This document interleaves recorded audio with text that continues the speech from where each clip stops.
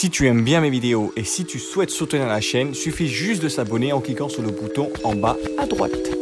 Salut, salam, shalom les gars. Aujourd'hui, nouvelle vidéo où on va tester une balle des années 40, 30, 50. La balle des grands-pères, des arrière-grands-pères. Ça, c'est un ballon qui a été utilisé avant les grandes stars que vous connaissez, les légendes que vous connaissez, avant les Pelé, avant les Maradona, carrément avant les Maradona, avant les Zico. Ça, c'est un ballon qui date de la première Coupe du Monde et à l'époque où il y a eu les premiers clubs qui ont commencé à émerger. Bon, peut-être pas les premiers clubs, mais la deuxième, troisième vague de clubs qui ont commencé à émerger. Cette balle a été utilisée pendant la première Coupe du Monde en Uruguay. Je crois que c'est en Uruguay, ça a été gagné par l'Uruguay la première Coupe du Monde, peut-être les deux, faut vérifier, je sais pas, je suis plus trop sûr. On va la comparer à une balle d'aujourd'hui, donc ça c'est la balle de la Coupe du Monde 2018 et on va voir ce que ça donne. On va la tester au niveau des effets, on va la tester au niveau des frappes, on va voir ce que ça donne au niveau des contrôles. On va essayer de faire un test assez complet comme je l'ai fait avec la balle à l'hélium pour voir si vraiment c'était plus compliqué de jouer avec ce ballon là ou bien pour voir si c'est plus facile de jouer avec ce type de ballon. À voir ce que ça va donner. On parle pas plus que ça, on commence le test tout de suite les gars.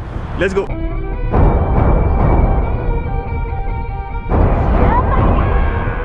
Bon les gars, on va commencer par respecter les procédures scientifiques. Ça, on va d'abord tester le ballon témoin, donc ça le ballon d'aujourd'hui pour voir ça donne quoi, pour bien visualiser les effets que ça fait, les trajectoires que ça fait, etc., les différentes caractéristiques du ballon d'aujourd'hui. Pour ensuite comparer avec les ballons old school pour voir ce que ça peut donner. On commence avec ça, on va faire des séries de frappes, des volets, des contrôles descente pour voir ce que ça donne. On fera un petit retour, une petite conclusion sur cette balle là pour ensuite comparer le tout avec la balle des années 50 qui viendra juste après. Donc restez jusqu'au bout. On commence? C'est parti!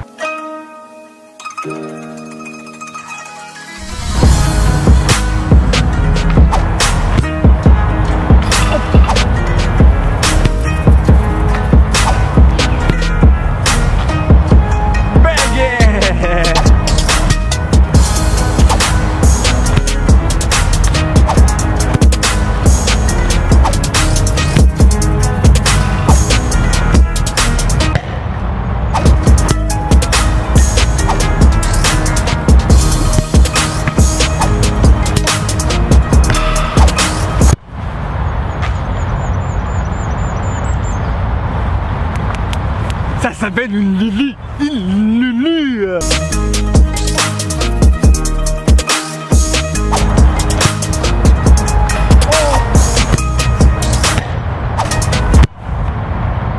Donc vous voyez un peu ce que ça donne, les effets que vous voyez habituellement sur mes autres vidéos. Donc au moment c'est classique, très classique. On va commencer à faire aussi des petits contrôles frappes pour qu'on voit bien comment ça rend au niveau de la perception de la balle lorsqu'elle vient vers soi. Parce que je pense qu'avec la balle old school ça va beaucoup changer ça. Vu qu'elle est plus lourde, elle risque de venir plus rapidement. Et bien sûr comme vous le voyez c'est vraiment de mixer frappe flottante, enfin frappe flottante, ce que j'arrive de faire de flottante et frappe enveloppée pour vraiment avoir la perception la plus fine et la plus proche de la réalité lorsque je vais le faire avec les autres balles. Parce que ça se trouve qu'une balle est plus susceptible à prendre les effets en enroulé que prendre les effets en flottante.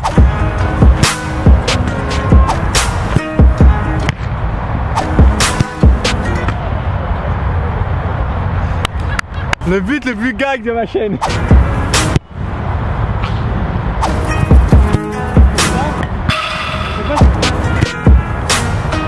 Je suis content, au niveau des flottantes je m'améliore de plus en plus, je suis vraiment content, genre le travail paye vraiment. Ah là là là là. Quand je vous dis que le travail paye vraiment, c'est qu'il paye.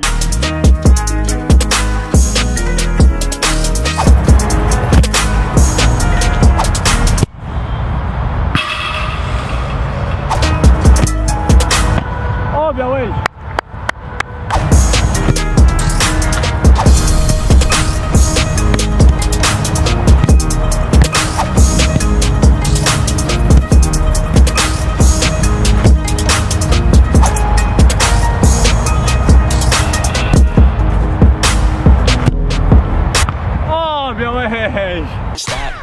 On va passer maintenant à ça. On va voir ce que ça va donner, quels effets ça va prendre. Est-ce que c'est plus facile de tirer avec ou est-ce que c'est bien plus compliqué? Est-ce que nos ancêtres jouaient un football beaucoup plus compliqué que le nôtre ou est-ce que c'est nous qui sommes des pourris gâtés? À voir avec ce ballon là. Le test du ballon rétro, c'est maintenant les gars, c'est parti.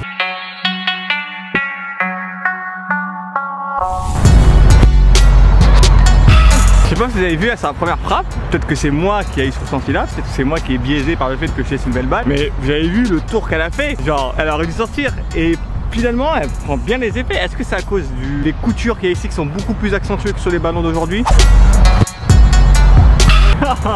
Ok, elle est pas cadrée, ce que vous voulez, mais est-ce que vous avez vu l'effet qu'elle a pris la balle? Pour mettre des effets, c'est beaucoup plus facile avec cette balle. Hein. Ok, cette balle est fantastique. Il y a aussi son poids qui joue en fait, parce qu'elle est plus lourde que les balles d'aujourd'hui, mais avec les coutures, je pense que les effets sont accentués à cause de ce poids là. Et c'est ça qui est bizarre, parce qu'elle est lourde, mais elle agit comme une balle super légère.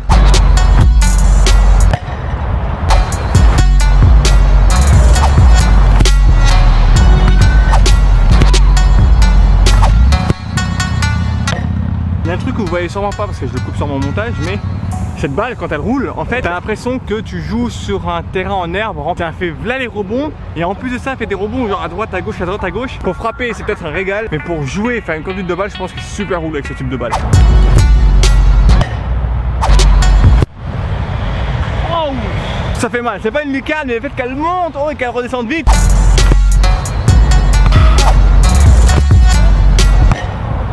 Ah, chienne!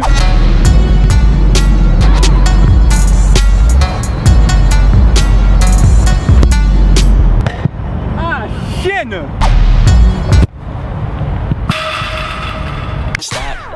Ok, en conclusion, bien Yanis. Ok, en conclusion, moi en tant que joueur, l'avis que j'ai cette balle, c'est que, est-ce que tu penses que c'était plus facile de jouer avec ça? Moi je pense que je suis partagé.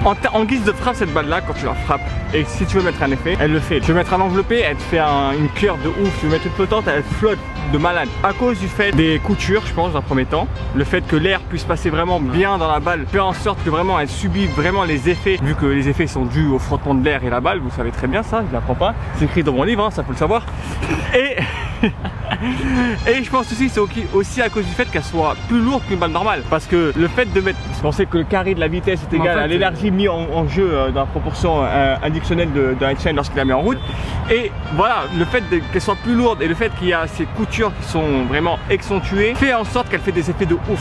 Mais en fait elle est bizarre, parce qu'en fait quand on la prend comme ça, elle est plus lourde qu'une balle qu'on a maintenant, mais quand on frappe elle est plus légère. C'est exactement ce que je disais tout à l'heure. C'est bizarre. C'est qu'elle est lourde, mais elle se comporte comme une balle légère. Et ça c'est vraiment chelou lorsque tu l'as au pied. Par contre bémol, et ça on le voit lorsque tu faisais la passe, lorsque tu renvoyais la balle, c'est que cette balle là, quand tu joues sur un terrain normal, tu as l'impression que tu joues sur un terrain gazon avec des trous. Elle rebondit partout, elle va à droite, elle va à gauche. Alors imagine cette balle là couplée avec les terrains dans l'état des années 30-50 où il y avait des trous partout, je pense. Je pense que c'était infernal de faire une conduite de balle. Bon après eux, à mon avis, ils devaient être habitués, vu que c'était leur génération, c'était leur époque, mais ça doit être infernal de faire des conduites de balle avec ça. Mais par contre pour tirer c'est un truc de ouf. C'est pas une question facile de dire est-ce que le football d'aujourd'hui est plus difficile que le football d'avant, parce qu'il n'y a pas la même technologie. Et je pense que la technologie joue de ouf sur la qualité du football. Quand on sait qu'aujourd'hui les balles pro, il y a des puces à l'intérieur qui accentuent les effets, etc. D'ailleurs là c'est comme pour les crampons. Ouais. J'ai pas la même paire de crampons. Oh. Déjà. Dites-moi dans les commentaires si vous voulez que je teste des crampons des années 30. Même si je me tue les pieds, j'ai bien envie de le faire. Dis-moi si ça vous intéresse ou pas. Dites ça dans les commentaires, mais ça c'est sûr que je vais le faire. Peut-être tester des gants aussi des années 30. Pourquoi ils avaient pas de gants?